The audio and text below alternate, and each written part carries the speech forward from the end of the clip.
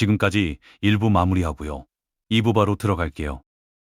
앞에 친구가 목소리 상태가 안 좋아서 대신 제가 하겠습니다.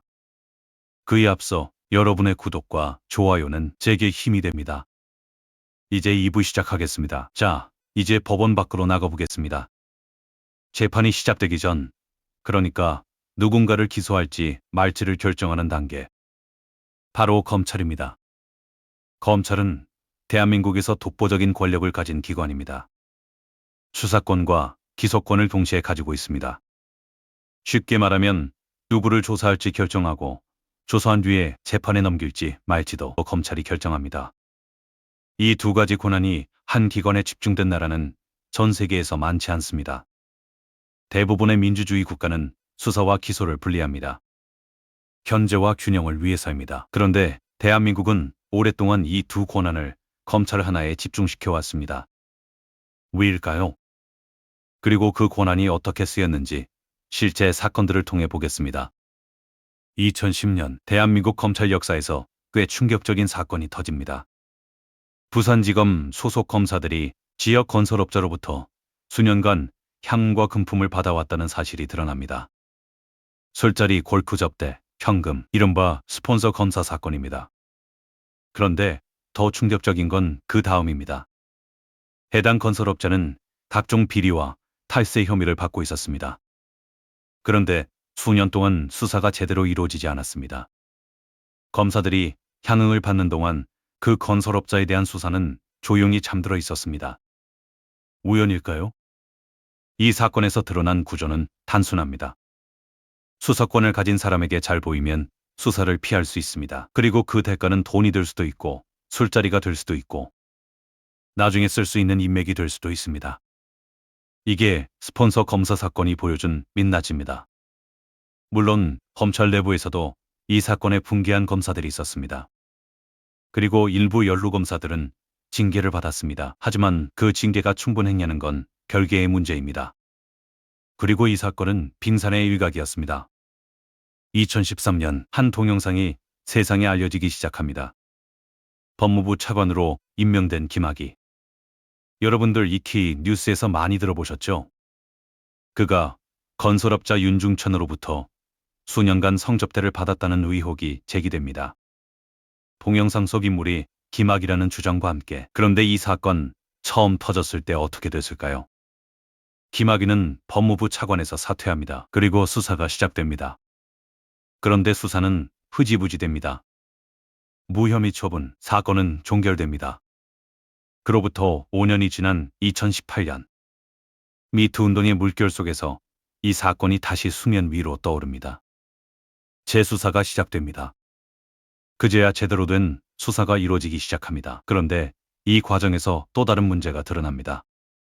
2019년 3월, 김학의가 해외로 출국하려 합니다.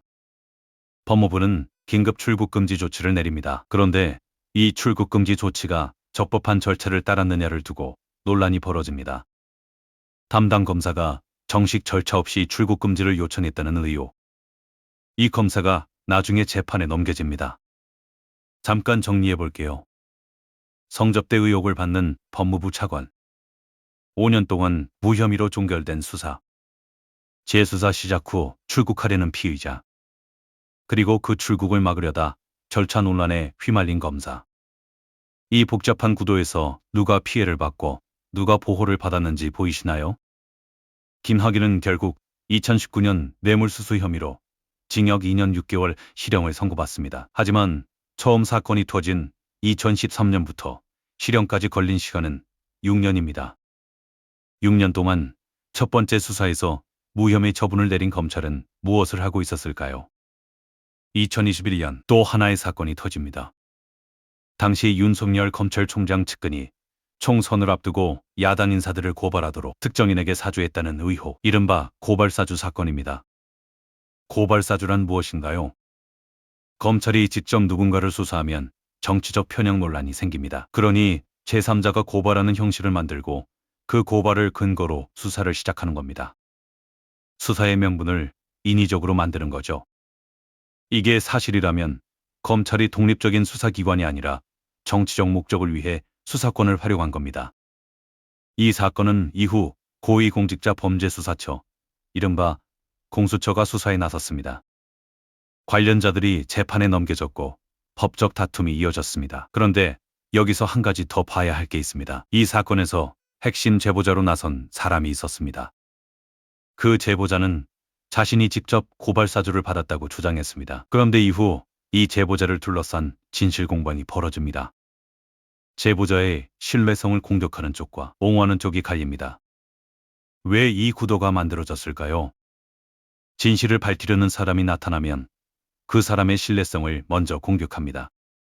이게 권력을 가진 쪽이 쓰는 고전적인 방법입니다. 문제의 본질을 제보자 개인의 문제로 바꿔버리는 겁니다. 이 패턴은 고발사주 사건에서만 나타난 게 아닙니다. 대한민국 권력형 비리 사건에서 반복적으로 등장하는 패턴입니다. 2020년 또 하나의 사건이 드러납니다. 채널A 기자가 유시민 노무현재단 이사장의 비리를 제보하면 구속을 피하게 해주겠다고 수감자를 압박했다는 의혹, 그리고 이 기자가 현직 검사장과 공모했다는 주장이 나옵니다. 이게 사실이라면 어떤 그림이 되나요?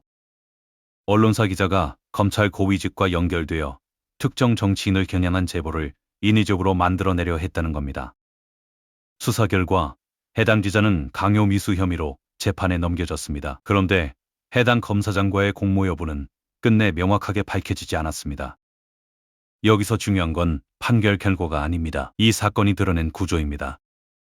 검찰과 일부 언론이 공생관계를 형성할 수 있다는 것. 검찰은 언론의 정보를 흘리고 언론은 그 정보로 특정 인물을 때립니다. 그리고 여론이 형성되면 검찰은 그 여론을 등에 업고 수사를 진행합니다.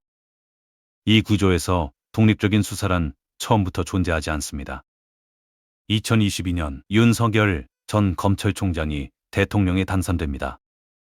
이게 왜 구조적으로 중요한 얘기냐면 검찰총장 출신이 정치에 입문해서 대통령까지 된 건 대한민국 역사상 처음이기 때문입니다. 검찰이 얼마나 강력한 정치적 자원이 될 수 있는지를 보여주는 상징적인 사례입니다. 검찰총장 자리에 있으면 어떤 권한이 있나요? 누구를 수사할지 지시할 수 있습니다.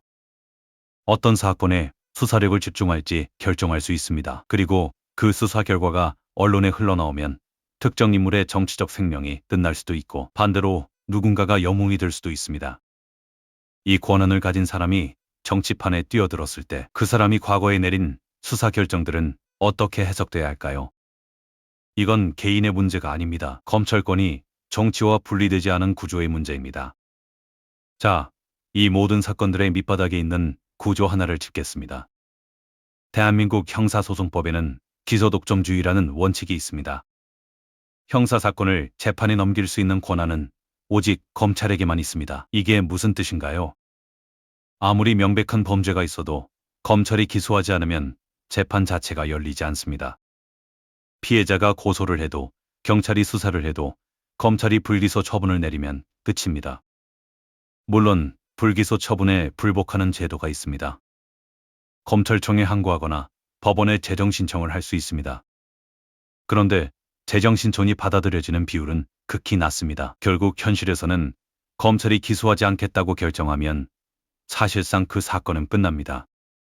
그렇다면 검찰이 특정 사건을 기소하지 않기로 결정할 때 그 결정이 순수하게 법적 판단에 의한 것인지 아니면 다른 요인이 작동한 것인지를 누가 감시할 수 있을까요? 검찰 내부에서요? 검찰총장이 지시하면 내부 검사들이 거부하기 어렵습니다. 국회에서요?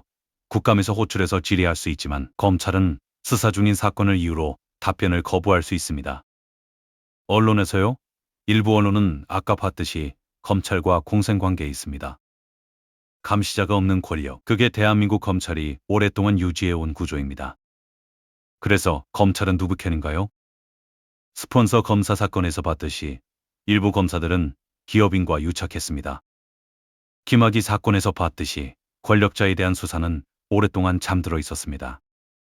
고발사주 사건에서 봤듯이 검찰권이 정치적 목적에 활용됐다는 의혹이 제기됐습니다.